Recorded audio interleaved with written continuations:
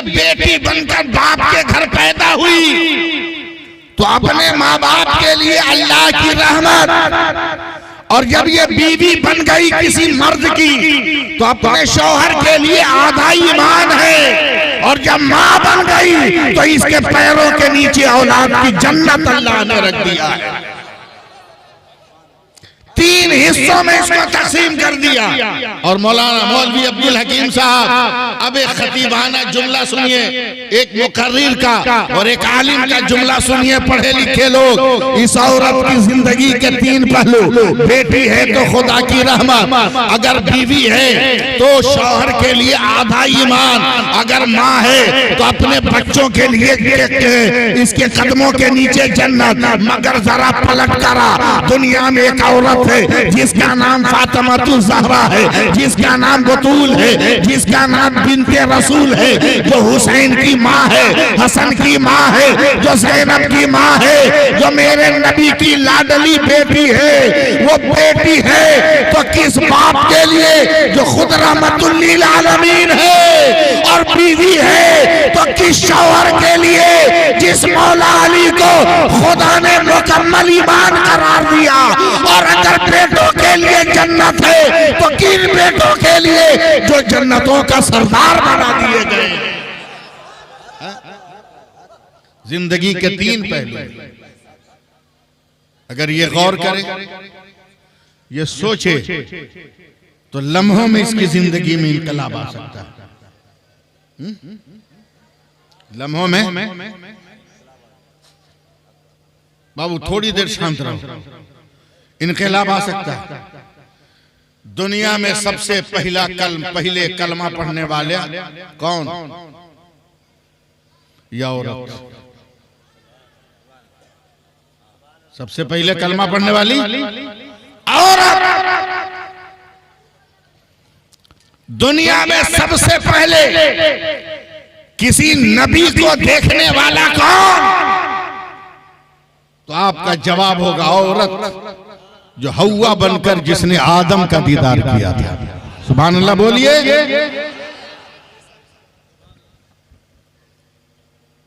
सबसे पहले इस्लाम किसने कबूल किया? तो आपको जवाब होगा औरत, जिसने खदीजतुल कुबरा बनकर सबसे पहले ईमान कबूल किया। कोई मुकाबला नहीं। या औरत अगर अपने किरदार को संवार ले तो फिरौन के घर में बनकर जन्नती हो जाए। फिरौन के घर में रहकर जन्नती हो जाए। और अगर ये औरत अपने किरदार को बिगाड़ ले तो इमाम हसन के घर में रहकर कातिल बन जाए। ये औरत अब जिंदगी को देखिए।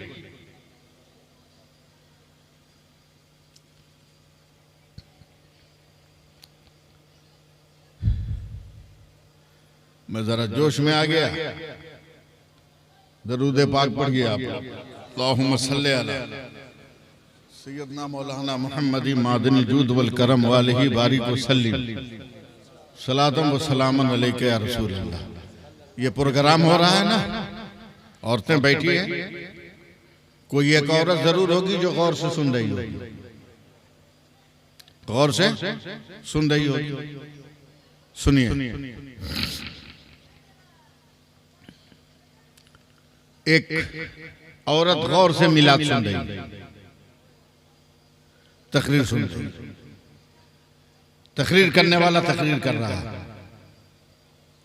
मुसलमानों, मेरे नबी ने फरमाया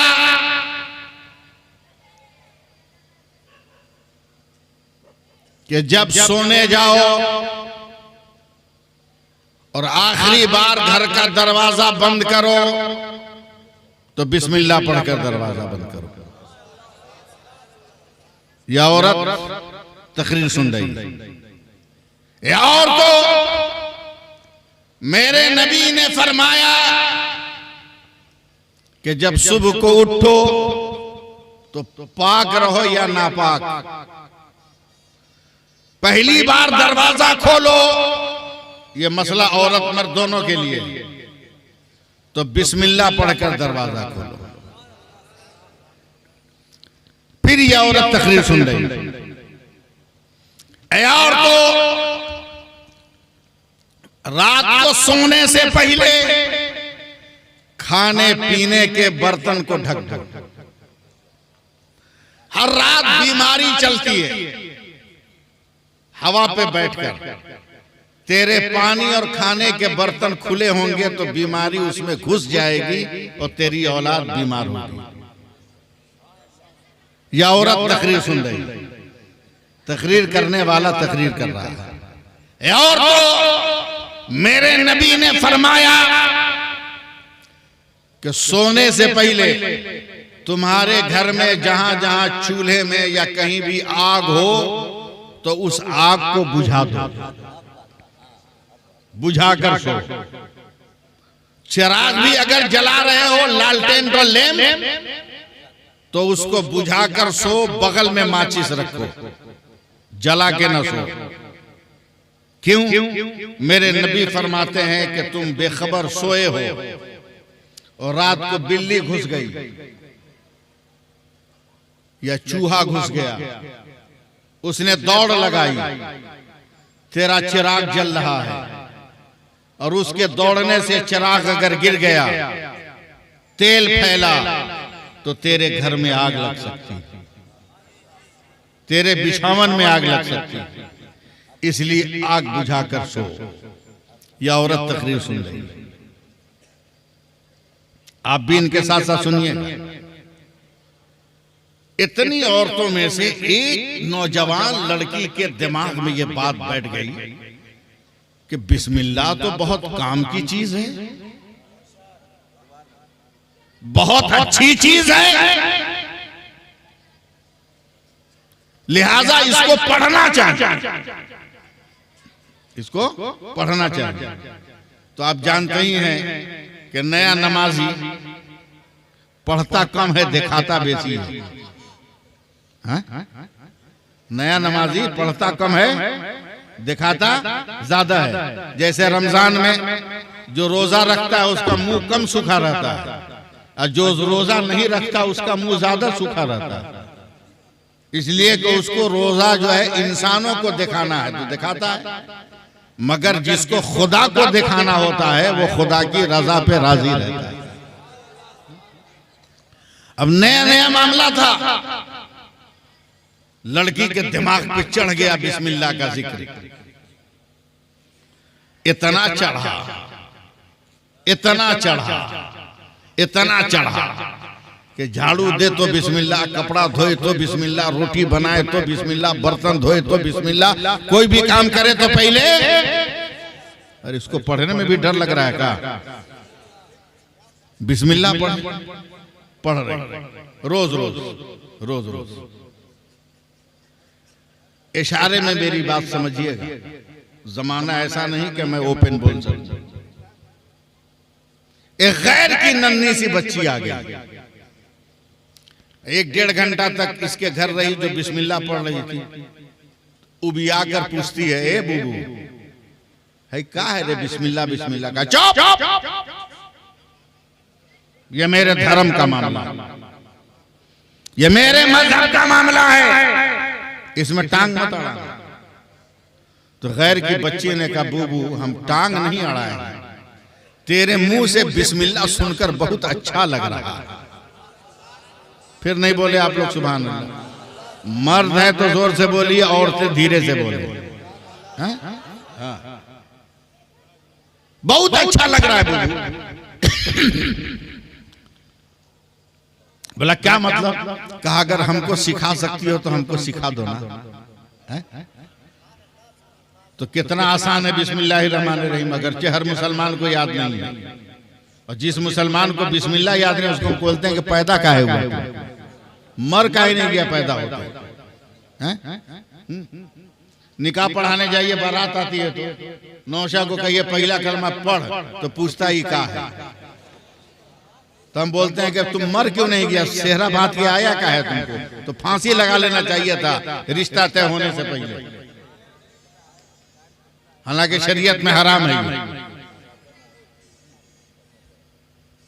अजब बेहयाई बढ़ गई। हाँ, हम जब से आए ना, कुरान की बात हम सुना रहे उस पर यकीन नहीं आएगा, हदीस की बात सुना रहे यकीन नहीं आएगा। मैं जब से हम आए 8 बजे से एक चीज देख रहे हैं, लड़का लोग जाके वहां वजन हो रहा है, वजन होने के बाद उससे भविष्यवाणी हो रही है, उस पर यकीन है उसको। अबे वो फीट किया हुआ मैटर है, मुस्तकबिल उसको नहीं मालूम कि उसका क्या होगा, कब फ्यूज कट गया वो बंद हो जाएगा।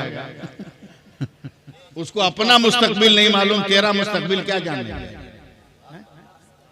अपने खुदा पे भरोसा करना, तेरा मुस्तकबिल भी तेरे हाथ में रहेगा, तेरा माजी भी तेरे हाथ में रहेगा। गैर की बच्ची कहती है बूबू बड़ा अच्छा लग रहा है बिस्मिल्लाह कहना, हमको सिखा दे। तो है तो बहुत आसान ना, औरतें गौर से सुनो, बहुत आसान। 2-4 मरतबा पढ़ाया तो गैर की बच्ची को याद आ गया। अब दोपहर से लेकर शाम तक अपने उसी मुसलमान के घर में ये लड़की याद करती रही, बिस्मिल्लाहिर्रहमानिर्रहीम बिस्मिल्लाहिर्रहमानिर्रहीम बिस्मिल्लाहिर्रहमानिर्रहीम बिस्मिल्लाहिर्रहमानिर्रहीम, एकदम पूरा याद हो गया पक्का। अपने घर गई, बोलते है पापा बिस्मिल्लाहिर्रहमानिर्रहीम, ए माई बिस्मिल्लाहिर्रहमानिर्रहीम, ए दीदी बिस्मिल्लाहिर्रहमानिर्रहीम। सब लोग परेशान हो गए, या अल्लाह ये क्या हो गया, ये कौन बीमारी पकड़ लिया। तो माँ बाप कहते हैं चुप चुप चुप चुप, मुसलमानों का ही कलमा सही, मगर बिटिया की जबान पे बहुत अच्छा लग रहा है, बहुत अच्छा लग रहा है, रहने दे, पढ़ने दे। बचपन का खिलौना जानकर लोगों ने छोड़ दिया। अब ये लड़की जो नाबालिग थी बालिग हो गई, जवान हो गई, अब बाप ने इसका रिश्ता तय कर दिया, दुल्हन बनने वाली, मगर बिस्मिल्लाह का नशा चढ़ा हुआ। एकदम जिंदा रहिएगा तो मैं पूरा करूंगा, वरना बीच में काट के निकल जाऊंगा। चढ़ा है नशा बिस्मिल्लाह का।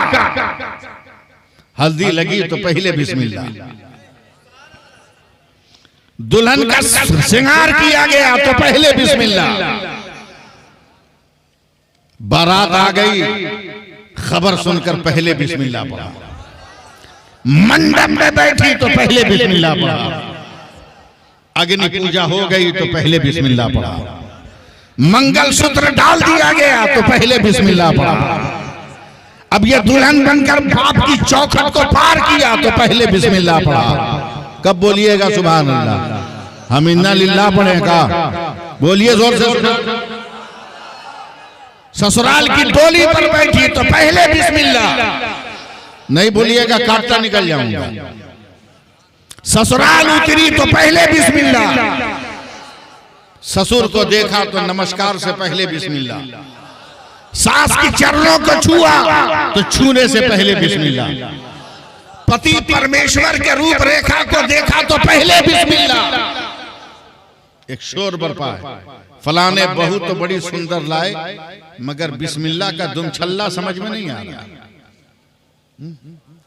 आजकल के मुसलमान लड़कों के बाप की तरह भिखमंगा था, वो भी, उस औरत का ससुर भी मुसलमान लड़कों के बाप की तरह भिखमंगा।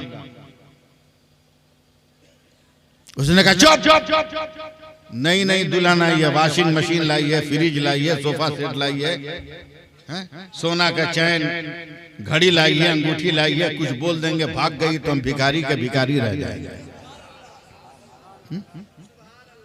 भिखारी का भिखारी, शर्म करो मुसलमान। दिल्ली के अखबार में खबर छपी कि जो मेरी बेटी से शादी करेगा मैं अपना पूरा कारोबार होने वाले दामाद को लिख दूंगा। जिस लड़की का रिश्ता नहीं हो रहा था, अखबार मार्केट में फैलते ही लड़कों की लाइन लग गई उस लड़की से रिश्ता करने के लिए। अब उसे लड़का मत कहिए, हमारी जबान में भिखारी कहिए, भिखारी कहिए। लाइन लग गई, उसमें एक अच्छे लड़के को चुनकर बेटी का रिश्ता हो गया। 10-12 दिन के बाद लड़का, अब कहिए शौहर अपनी बीवी को करा, बेगम तेरे अब्बा ने अभी तक कारोबार ट्रांसफर नहीं किया, अखबार में खबर छपी थी कि जो मेरी बेटी से शादी करेगा पूरा बिजनेस उसको दे देंगे, अभी तक अपना बिजनेस हमको दिए नहीं। क्या तुम मांगे नहीं? मांगो तो वही ससुराल का जूता जिसको सालियों ने चुराया था पहन के चला, वही खैरात में मिली घड़ी जिसको सास ने कलाई पे बांध दिया था पहन के चला, वही सूट जिसको डिमांड करके गरीब बेटी के बाप से सिलवाया था हजारों में पहन के चला, और ससुर के सामने बैठकर बोला अब्बा आपने बिजनेस ट्रांसफर नहीं किया। कहा बेटा तुमने मांगा नहीं। कहा अब्बा मांगने आया, दे दीजिए। ये भी दुनिया का बहुत बड़ा अलमिया है मौलवी अब्दुल हकीम साहब कि आज का नौजवान अपने बाप को अब्बा कहते हुए शर्माता है, मगर 5 लाख रुपया देने वाले ससुर को 5 मरतबा झुक के अब्बा कह के सलाम करता है। मेरी बात बुरी लगे तो लगे, अपनी जगह जाइए आप, मगर हक बात बोल रहा हूं, बोलूंगा। कहा बेटा बैठो, अपना कारोबार लेके आ रहा हूं। अब तो बहुत खुश होके बैठा। 1-1.5 घंटे के बाद 36 इंच का एल्युमिनियम का कटोरा सर पे रख के आ रहा है। ये परेशान कि कौन कारोबार है कि सब रजिस्टर एक कटोरा में अट गया। टेंशन में अब बड़े मियाँ कटोरा लिए बैठे तो देख के हालत खराब, नौजवान की हालत खराब, देखा कटोरा खाली है, गुस्से में खड़ा हो गया। बोला आपने कहा था बिजनेस ट्रांसफर करेंगे। कह रहा बेटा वही कर रहा हूं। बोला क्या मतलब? का ये कटोरा लो, आज से इसके हकदार तुम। बोला समझ में नहीं आया। बोला बेटी की शादी करने से पहले यही कटोरा लेकर दिल्ली जामे मस्जिद के दक्षिणी दरवाजे पर दिन भर हम भीख मांगते थे, आज से ये काम तुम्हारा है, तुम करो। और बिको गरीब बेटियों के बाप के पैसों पर, तेरी दुनिया भी बर्बाद, तेरी आखिरत भी बर्बाद। अगर बिकना ही है, मांगना ही है, तो हर गरीब बेटी के बाप से मत मांग, चल आगे बढ़, चल मदीना और फातिमा के बाप से मांग ले, जो अहमद मुख्तार है, जो रहमतुल लिल आलमीन है। तेरी दुनिया भी संवार दे, तेरी आखिरत भी संवार दे।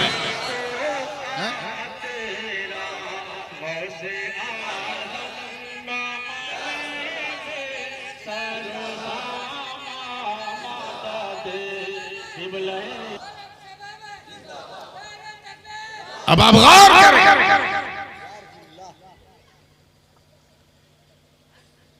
हंगामा बरपा है, बिस्मिल्लाह कहेगा, अरे चुप रह। 2-4 दिन के बाद समझाएंगे तो बहू बिस्मिल्लाह छोड़ देगी। याद है ना मेरी बात? कहाँ हम छोड़े थे? ससुर ने कहा बेटी बिस्मिल्लाह छोड़ दे। कहा ना पापा ये तो नहीं होगा। सास ने कहा बहू रानी है? सास ने कहा बहू रानी, और यहाँ भी रुकने दीजिए, हमको बढ़िया से इलाज करने दीजिए आपका।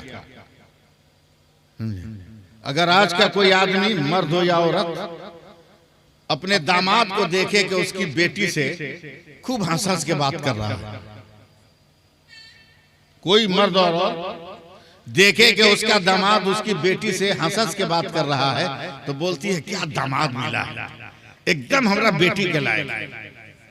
और थोड़ा सा नक्शा बदलिए, वही नौजवान अगर आपके घर में अपनी बीवी से बात करे, आपका बेटा बनकर, तो फौरन दौड़िएगा अब्दुल हकीम अली साहब तावीज दीजिए ना, हमारा बेटा खाली बीवी की बात सुनता है, हमारी बात नहीं सुनता। आपका दामाद अपनी बीवी से बात करे तो अच्छा लग रहा है, और आपका बेटा अपनी बहू से बात करे तो खराब लग रहा है। शादी से पहले सारी जिम्मेदारी आपकी बेटे के जिम्मे थी, और शादी के बाद आपकी भी जिम्मेदारी उसके जिम्मे है, और जिस बहू को लाया है उसकी जिम्मेदारी भी उसके जिम्मे है, उसकी जिम्मेदारी भी है। ससुर ने कहा जो जा रहा जाने दीजिए ना, आप लोग देखिए ना, तवज्जो दीजिए ना। अब हम खत्म ही कर रहे हैं, 10 मिनट में खत्म कर देंगे। क्या कर रहे थे भुला गए। सुभान अल्लाह कहिए। ससुर ने कहा बहू रानी बिस्मिल्लाह छोड़ दे, कहा नहीं। सास ने कहा बहू रानी बिस्मिल्लाह छोड़ दे, कहा नहीं। पति ने कहा धर्म पत्नी, धर्म पत्नी बहुत पवित्र बोली है ये, धर्म पत्नी। मगर क्या कीजिएगा, वैसे लोग भारत में रहते हैं जो पत्नी का हाले नहीं जानते।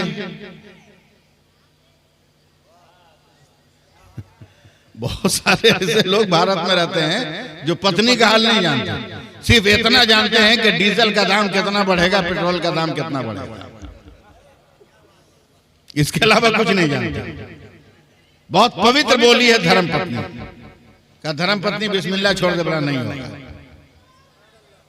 नहीं होगा।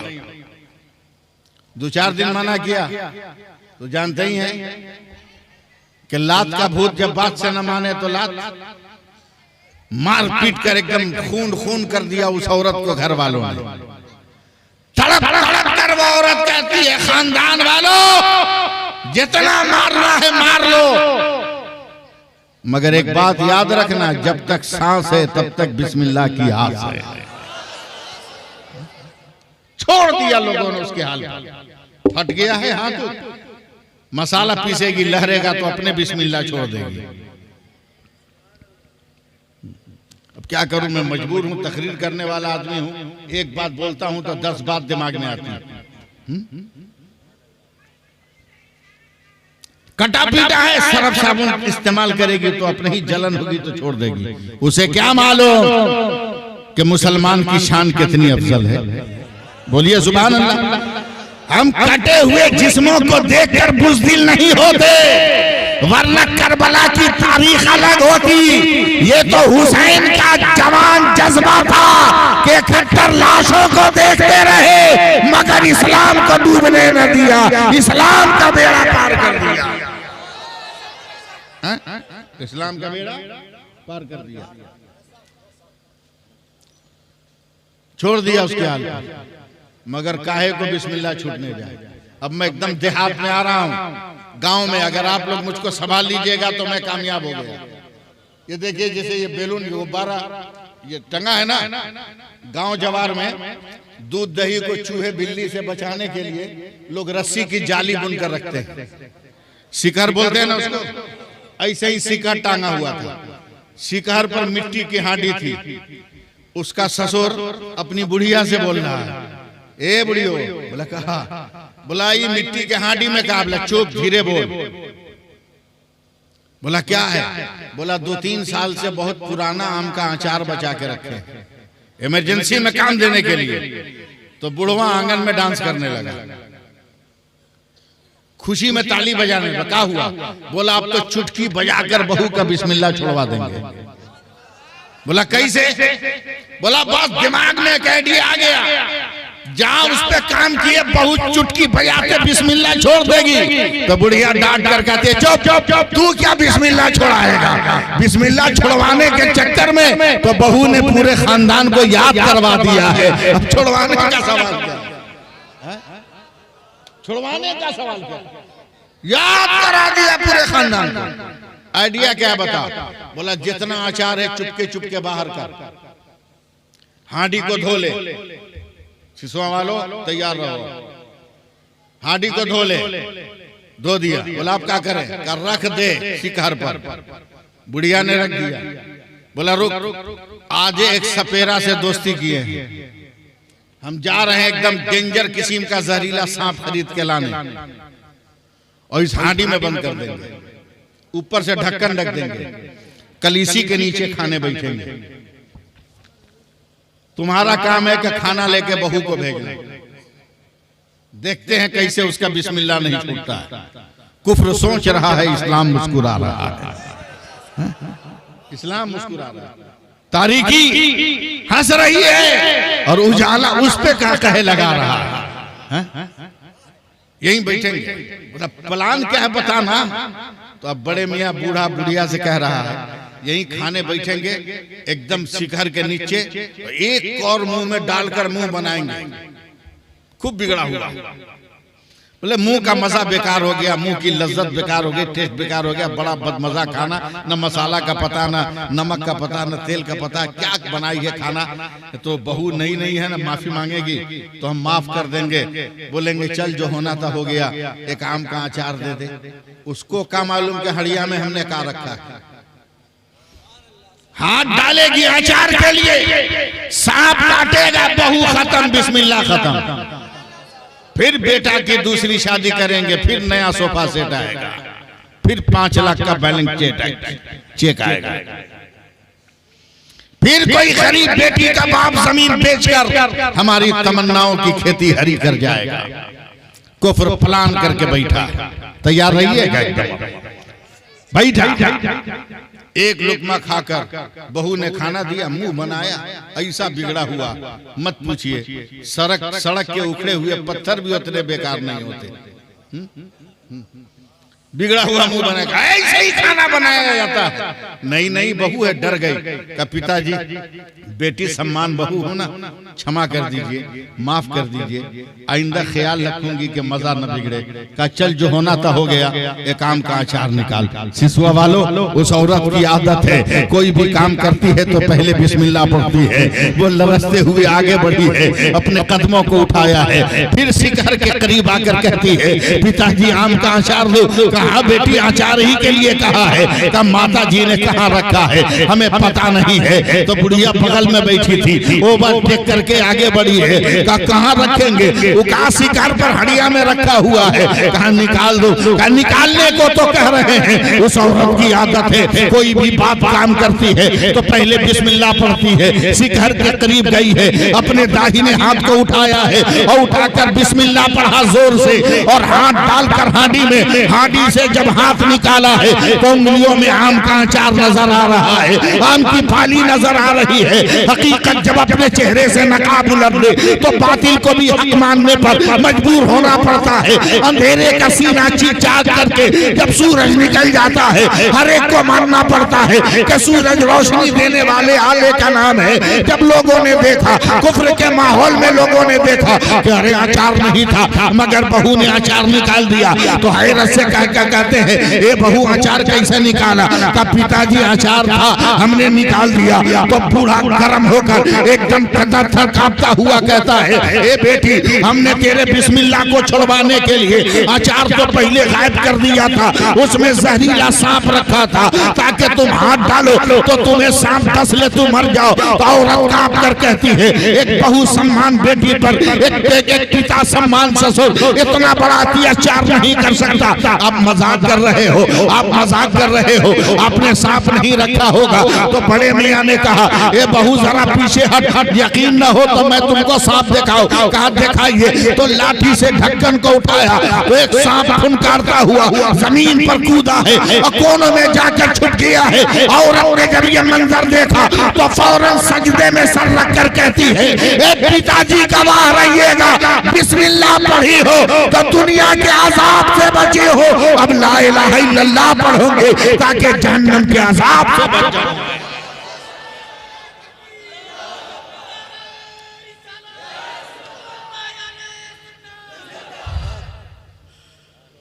अब बताओ आप, सिवाय मिलाद के, सिवाय बस एकदम खत्म हो रहा है, घबराइए मत। सिवाय जलसे के कोई दूसरा जरिया था मजहब की तबलीग का? है? तो अगर जलसा गांव जवार में हो, मोहल्ले में जलसा मिलाद हो तो उसको सुनना चाहिए। न जाने कब जिंदगी में इनकलाब बर्पा हो जाए, न जाने कब जिंदगी में कोई रोशनी कहीं से नजर आ जाए। अच्छी बात को कबूल करना चाहिए, अच्छी बात को कबूल करना चाहिए। मैं आपसे पूछता हूं कि अगर आपको किसी के घर में चाय मिल जाए, चाय, और उस चाय की प्याली में एक तिनका पड़ा हुआ हो, तो बेगर निकाले पी जाइएगा? सच बात बोलिए ना, सब मुसलमान इतना तेज नहीं कि निकाल के पिएगा। कुछ मुसलमान इतना देहचोर भी है कि उसको फूंक के ढकेल देगा, चाय पी लेगा, तिनका उसी में रहेगा। कुछ मुसलमान इतना है ना ढकेल के उसको पी जाएगा मगर निकालेगा नहीं, निकालेगा नहीं। तो आप लोग भी ढकेल के पीने वालों में, समझे?